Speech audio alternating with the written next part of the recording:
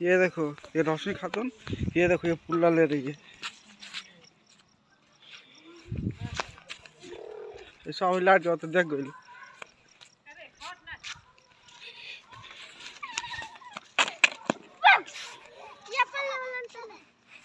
आओ ना आओ, ऐसा का फोरेंसिक जांच हो।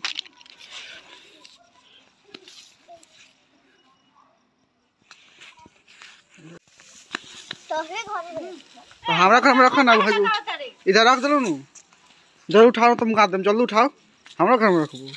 तो सर में देखम जाके चार मान तो फिर पूरा चोर सर, पूरा चोर भाई यहाँ हमारे द्वार पर लगे बुका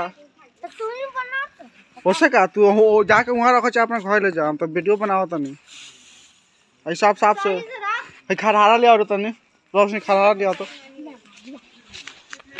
खरहारा से बाहर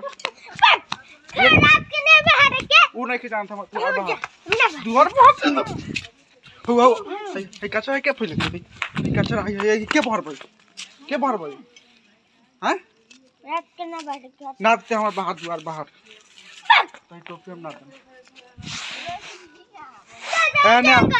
है ना है देख सुन है तो भाई नहीं कचरा लगलो तो